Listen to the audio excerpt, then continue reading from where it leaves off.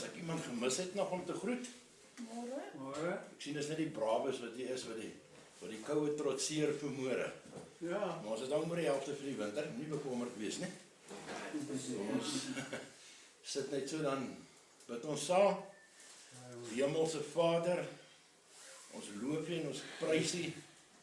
Ons dankie dat ons hier kan saam vergader in U naam vandag. U naam kan groot maak en meer gaan leer van die woord. Pastoor Pieter vir ons gaan bring vandag. Ons vra dat hy by hom sal wees, hom sal lei. Dat hy vir ons die ware woord uit die woord uitbring. En dat hy by elkeen kan stilstaan vandag en ons lei. En dat ons hierdie woord kan inneem van U. En ons bid dit alles so in die naam van Jesus. Amen. Amen. Okay. Amen.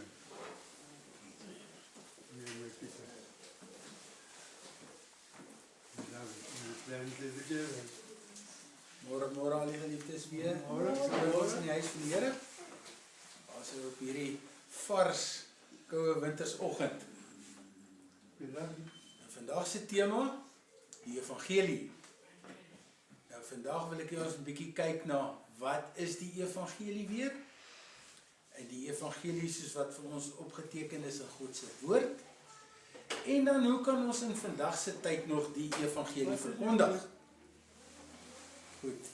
Nou kom ons kyk wat is die evangelie. Nou in die HAT se verklaring is eerstens blye boodskap, leer van Christus, of dan tweedens die geskrewe verhaal omtrent Christus, opgeteken in die eerste 4 boeke van die Nuwe Testament. Nou ja, die evangelie soos ons weet is die blye boodskap, is die goeie nuus van Jesus Christus. Dit sluit in sy lewe, sy dood en sy opstanding. Ja. Nou die evangelie fokus op Jesus Christus, die seun van God, wat aarde toe gekom het en mens geword het. Ja. Die evangelie fokus ook op Jesus Christus se perfekte lewe. Sy dood aan die kruis waar hy vir ons sondes betaal het. Ja. Jesus het ook uit die dode opgestaan, waar hy dan die sonde vergoed oorwin het. En hy die dood oorwin. Die evangelie beklemtoon vir ons die feit dat Jesus Christus die profeseë van die Ou Testament wat daar gemaak is, kom vervul het. Maar die kern van die evangelie is dat ons as individue belangrik deur die geloof wat ons het in Jesus Christus van ons sondes verlos is. Dan die kern van die evangelie is die geloof wat ons in Jesus het, dat ons van ons sondes verlos is. Die evangelieboodskap word ons oorgedra, soos ons weet, in die eerste 4 boeke van die Nuwe Testament, naamlik Matteus, Markus, Lukas en Johannes. Nou, elkeen van hierdie 4 evangelies kan gesien word as die getuienis wat elkeen van hierdie skrywers oor Jesus Christus ervaar het en wat hulle beleef het. Onthou, hierdie disippels was saam met Jesus. Hulle het elke dag saam met hom gewandel. Hulle was deel van sy lewe gewees ook. Nou goed, kom ons kyk dan nou eers na die evangelie van Matteus. Nou Matteus wat beteken geskenk van God. Maar ons ken mos ook vir Matteus as Levi, die tollenaar.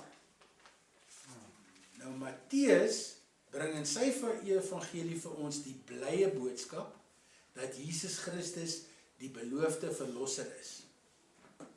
Maar Matteus gebruik aanhalings uit die Ou Testament om die vervulling van die Ou Testamentiese beloftes aan ons oor te dra, naamlik die geboorte van Jesus en dat Jesus die seun van God is en dat die Ou Testamentiese beloftes dan nou deur Jesus vervul is. Nou Matteus vertel ook vir ons die verhaal van Jesus Christus vanaf sy geboorte tot en met die laaste opdragte wat hy dan aan sy disippels gegee het. Nou Matteus het ook gefokus op die onderrig wat Jesus gedurende sy bediening op aarde gedoen het.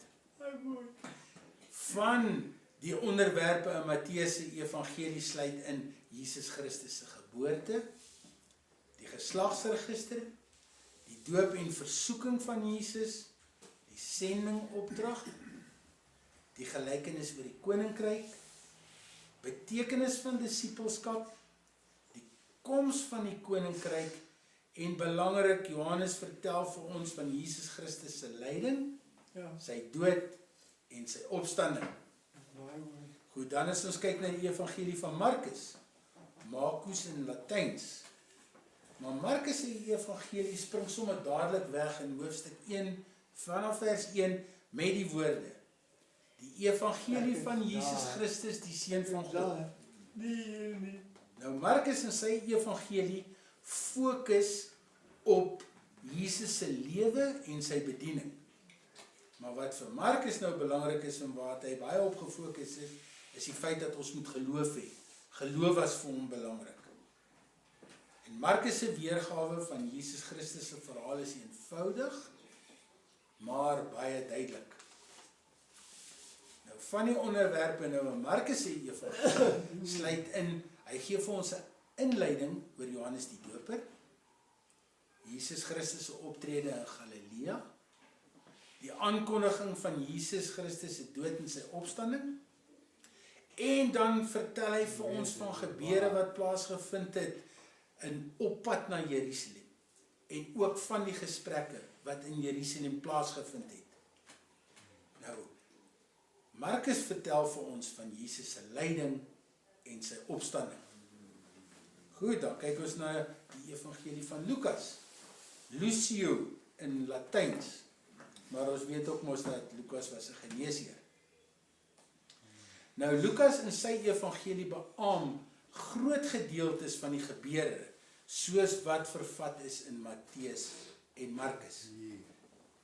Die evangelie van Lukas is aansienlik langer as die ander 3 evangelies, maar dit beklemtoon ook weer eens vir ons Jesus Christus as die verlosser.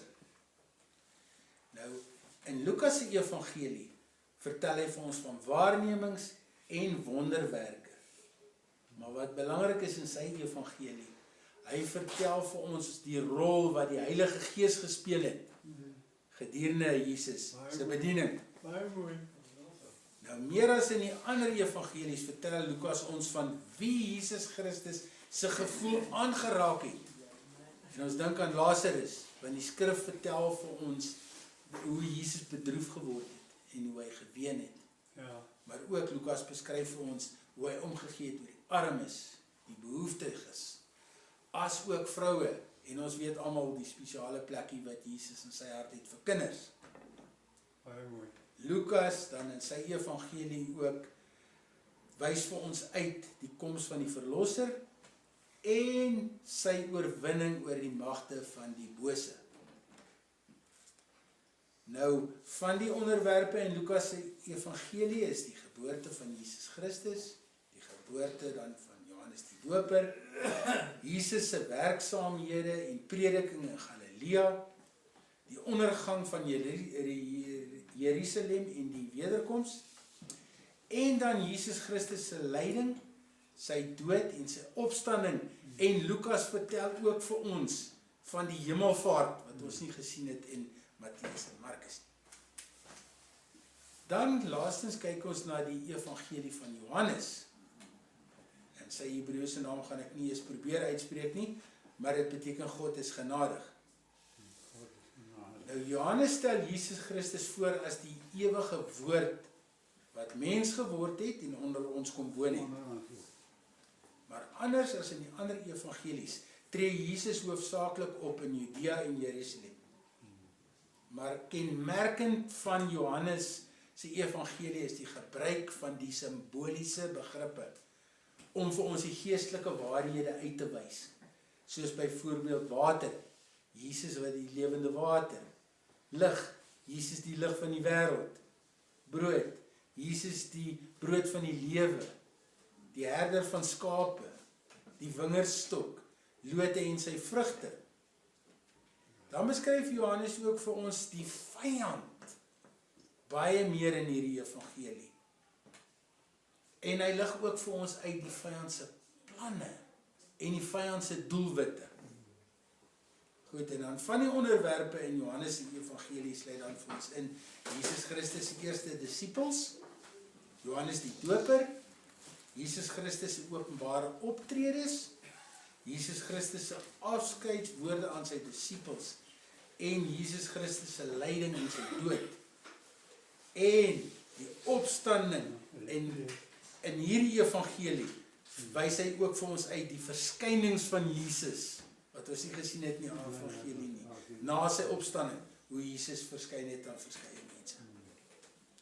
Goed, dan dit sluit nou vir ons dan net af in samevatting die 4 evangelies. En nou kan ons sien hoe elke evangelie 'n faset bevat van die blye boodskap, soos wat aan ons opgedra is, deur die verskillende skrywers. Ja. Maar baie belangrik vir ons om te onthou, dit was nie hulle werk nie. Elkeen van hierdie skrywers was geïnspireer deur die Heilige Gees. Nou ons almal ken die opdrag wat ons gekry het, wat Jesus aan sy disippels gegee het voor die hemel, sy hemelvaart. En tot vandag toe nog is ons as Christene, is hierdie opdrag vir ons van toepassing. Het het nie weggegaan nie. Maar van al die evangelies is Matteus se weergawe van hierdie opdrag wat Jesus vir hulle gegee het, die mees volledigste. En ons kyk na hierdie opdrag in Matteus 28 vers 18 tot 20 wat sê: Jesus kom toe nader en sê vir hulle: aan my is alle mag gegee in die hemel en op die aarde. Gaan daarna al die nasies toe en maak die mense my disippels. Doop hulle in die naam van die Vader en die Seun en die Heilige Gees en leer hulle om alles te onderhou wat ek julle beveel het. En onthou, ek is by julle al die dae tot die volëinding van die wêreld. En net so gaan Jesus by ons wees tot en met die volëinding van die wêreld. Ja, baie mooi. Markus gee ook vir ons sy weergawe van wat Jesus gesê het. In Markus 16 vers 15 sê hy het vir hulle gesê, dit is nou Jesus, né? Gaan uit die hele wêreld in en verkondig die evangelie aan die hele mensdom. En Johannes verwys na die opdrag as volg in Johannes 20 vers 21. Vrede vir julle, dis weer Jesus wat hier praat. Sê hy weer vir hulle, soos die Vader my gestuur het, stuur ek julle ook. En dan in die boek van Handelinge, nou Handelinge beskryf vir ons die handelinge, of as dit wel die doen en late van die apostels. Omdat hierdie so 'n belangrike opdrag is, word dit weer in Handelinge 1 vers 8 ook herhaal. Kom ons kyk. Maar julle sal krag ontvang wanneer die Heilige Gees oor julle kom, en julle sal my getuie wees in Jerusalem, sowel as in die hele Judea en in Samaria en tot aan die uithoeke van die wêreld. Nou ja, goed. Nou vra ons, hoe kan ons die evangelie in vandag se lewe verkondig? Nou onthou, ons het nou vinnig gekyk, saamgevat wat elke evangelie gee vir ons inligting en feite. Alles wat ons benodig om die evangelie suksesvol te kan verkondig. Nou goed, kom ons weer, hoe? Kom ons kyk na ons persoonlike aksies. Deur uit te reik na ons medemens. Deur gebruik te maak van tegnologie. Maar geliefdes, belangrik, kom ons lewe die evangelie. Kom ons wees 'n voorbeeld en lewe 'n Christelike lewe. Kom laat ons geloof, ons aksies, ons ingesteldheid, ons goedheid en oortuigings dit reflekteer in ons Christelike lewe. Kom ons wees vrygewig met ons tyd, ons skenk ons tyd, ons hulpbronne, en maar belangrik ook, kom ons vergewe ons medemens, en dan deel ons getuienis. In Engels sê ons, share your testimony. Kom ons deel, ons vertel ander, wat se impak geloof op ons lewens gehad het. Hoe geloof jou lewe radikaal verander het. Vertel dit vir ander.